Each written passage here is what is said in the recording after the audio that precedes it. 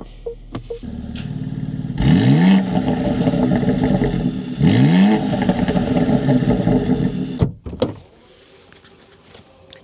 welcome back to CarJuice. Today I'm going to be giving you guys the squeeze on the 2025 BMW X4M, or should I say the swan song of the X4M song?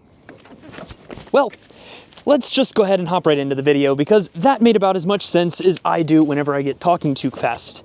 The X4M is the ultimate version of BMW's performance coupe SUV line. The X4 ranges anywhere from a 255 horsepower four-cylinder all the way up to the 504 horsepower monster that is the X4M. It has a 0 to 60 time of right around 3.2 seconds, a S58 motor, which means it has forged internals and is designed to be an absolute track-ready menace. This car debuted in 2020 and is now actually being discontinued for the 2026 model year, but I wanted to bring this one to attention because it has some cool things that weren't available, and it's kind of sad that this X4M is going away, so I wanted to pay homage to it before it was gone for good. So particularly, there's a cool option. I just ordered one of these cars the other day, and this one has the M carbon fiber strut brace, looking absolutely phenomenal. Versus a traditional aluminum strut brace, you're always going to have that on the M cars, but with those extra strut braces, this thing is just a monster. The carbon fiber strut brace looks extraordinarily cool, and it just is going to help this thing lean a little bit better into the corners. Obviously, with this being an M car, it is going to have adaptive M suspension, so this thing is already going to be able to lean into the corners better than your standard BMW. With this being an X4M, you're going to have an M rear differential, just like the X3 M50. By the way, if you want to check out the video on the X3 M50, you're going to find that in the description below. But more on this particular car sitting right here in front of us. Some Ventus S1 Evo R tires. In the front, you have 255 40 21-inch wheels.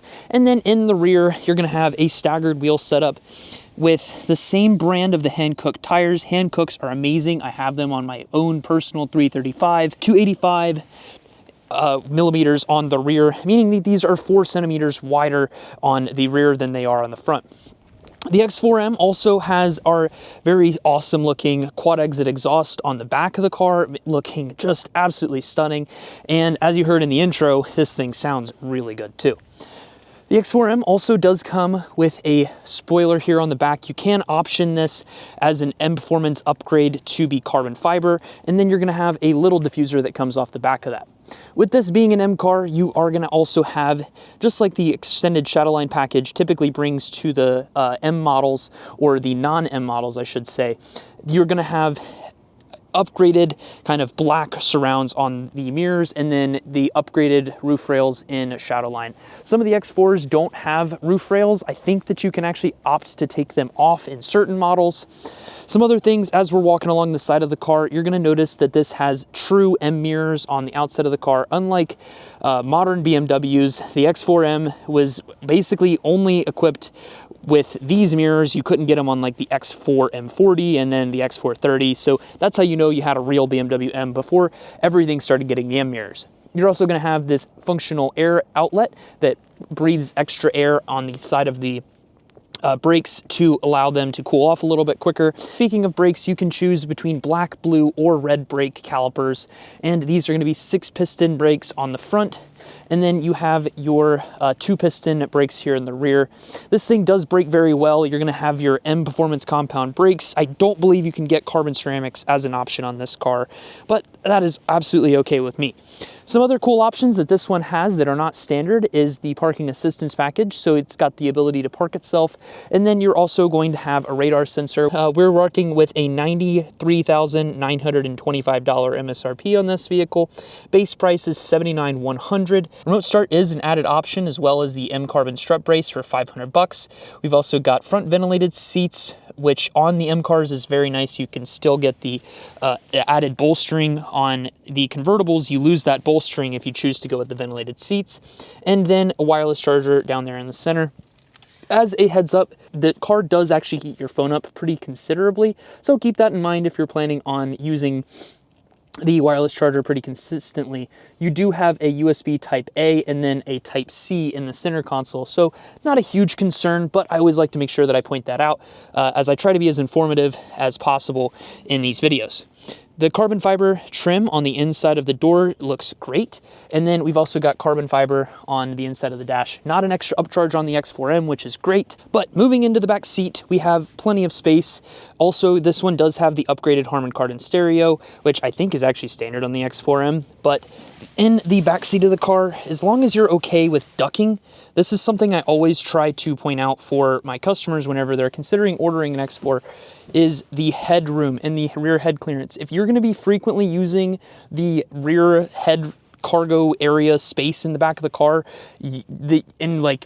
for example, if you had like kids in a child seat, the X4M is not the right car for you. Get an X3 or an X3 M50. You're going to be much happier from a day-to-day standpoint. I've had so many customers trade in their vehicles because it just doesn't work as far as the rear cargo area and the seating compartments and such goes. Sitting behind myself, I've got probably about 4 or 5 inches of leg room in the rear of the car. I'm 5'8", so not a big guy whatsoever. And then in reference to headroom, I've got probably about another 3 inches, 2-3 inches or so in the back seat of the car. Again, not a great car if you have baby seats or you're frequently going to be traveling with your friends. It's just not the right car for that. But the back seat is pretty comfortable as long as you're, just going to lunch, or maybe you're just going out for a quick casino trip or something like that with your friends. I don't go to the casino, but a lot of BMW buyers do. Some extra cup holders in here. Regular BMW style cup holders. They're like a 6 out of 10. They're fine. Nothing to write home about. Some heated seats and extra upgradeds there. That again comes with the executive package, which is very nice. And then even in the rear, we do have the BMW M stripe rear seat belts. You do have a nice large panoramic sunroof. Coming around outside of the car, the rear roof line again is pretty small on the X4M, but still not bad, and you do get the extra look of the coupe.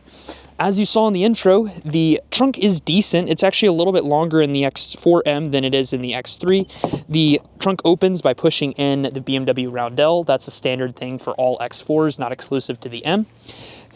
You'd have a small space for a spare tire and a little bit of storage in the back left cubby.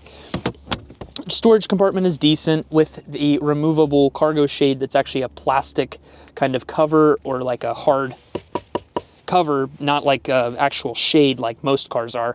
But yeah, not a bad rear cargo area by any means. You do have a power tailgate, but it power closes and you can open and close it with your foot. So that's pretty nice. Coming around to the driver's seat of the car, you're gonna find yourself in a pretty standard BMW M. The driver wheel is very nice. It's not a flat bottom like our modern M cars are, but the steering wheel is still very nice. Another thing that I've always been disappointed about with the X4M is that you don't get carbon fiber paddle shifters. They're always gonna be the aluminum. So a little bit disappointing, but you have your M1 and M2 buttons, which are like hotkeys to activate the sport mode and those things automatically. The seats are very nice. You have the M logo that shows up there. It is illuminated at night. And then you have a quilted pattern that goes down the side of the seat, making it look very premium and very demure. I do want to lastly mention the Sensitech dashboard. It looks very nice. And then you have the slightly larger iDrive 7 operating system screen there in the middle. But without further ado, I'm going to put one version of you guys over there, put another version of you guys right here, and we're going to take this thing on a bit of a drive.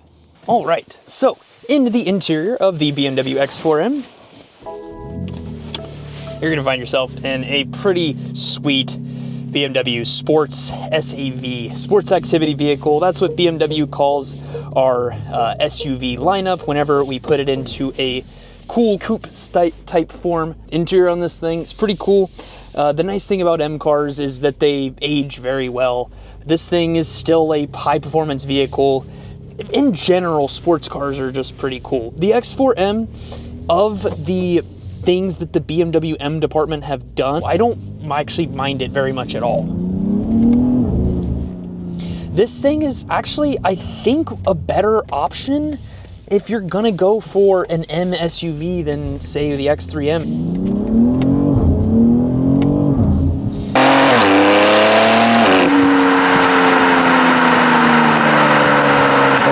At 504 horsepower, if you're gonna be getting a sports SUV or sports vehicle as such, I think that you might as well get something that's a little bit less practical and a little bit more bodacious and kind of out there than your typical just regular BMW shaped SUV. This car already rides slightly worse than, say, not slightly, about 20% worse than what a BMW X4 M40 would ride, and costs roughly about $15,000 to $20,000 more. So spend the extra $5,000, you're already spending a ton of money on a sports vehicle or a sporty car type thing. Why not just go ahead and just go full gusto and say, screw the functionality. I'll get myself a nice fully loaded X4M for $93,000. Plus, with them being 2025s, I think that you guys are probably going to be able to get a pretty sick deal on one if you wait for the right period and right time. At this point, it's too late to order one. The last month or so of ordering was the time of recording this, which I just put my last X4M ever into production. But you can still probably find one that's sitting on a dealer lot, wait, in a month or two, and you can probably pick one of these up for a pretty good value. You get, 17 miles per gallon combined, which isn't great.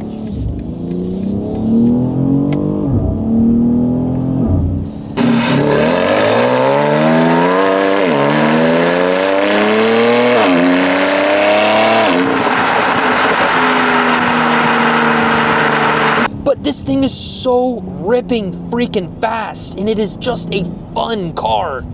Like, it sounds good, it looks pretty good for an SUV, and you get a real M car instead of going for the X3 M50, which by no means is a bad car, but this has an extra 100 horsepower more than that. If you can get a deal for it here like early 2025, why not? Still gonna have full warranty. You got 3 years of free maintenance. I mean, shoot.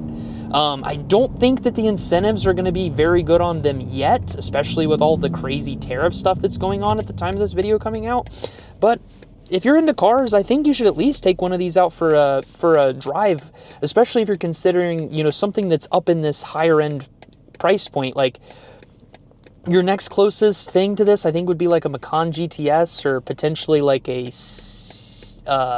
GLC 63. I think that this is going to handle a little bit better than the GLC 63, but it doesn't sound as loud and as in your face. But I mean, you're driving a BMW, it's going to be probably more reliable. You got forged internals, you can do some sweet aftermarket things to this. Typical BMW fashion, you put a downpipe, a tune, and a little exhaust on this thing, and you're pushing probably 900 horsepower. Comes with great tires from the factory. I mean, I might be a little bit fanboy here, but I think it's a pretty sweet deal. You guys know this channel, so I try to not be very biased on things too much, but I just like working for BMW because we make good cars, and I think that we hold some of the best value proposition. Going into these little M1 and M2 buttons a little bit more before I end here. But yeah, the M1, M2 buttons, basically you have programmable hotkeys. You hit M1 twice, that'll turn off anything crazy. M2 from the factory is usually set up in sort of a bit of a widowmaker mode, where the car is going to be able to kind of slide around in the corners a little bit, or potentially just make a little bit more noise and be like a true M car. Whenever you go into M1 mode, you can set that to be sort of a sport mode is what I would recommend. But I have people that set M1 as their widowmaker mode, and then M2 is their secondary. You can even have it automatically control the traction control. The M traction control is great. It allows a perfect amount of slip in a corner where you can have fun, but you don't actually have to be that good of a driver to really take full advantage of the car whenever you are using those extra, M traction controls and those things. You can just be an okay driver like myself and be good to go. That was the gesture control just going off there. Gesture control is really annoying. You can turn the volume up and down on the radio. That's about what it's worth, but most people turn it off, including myself.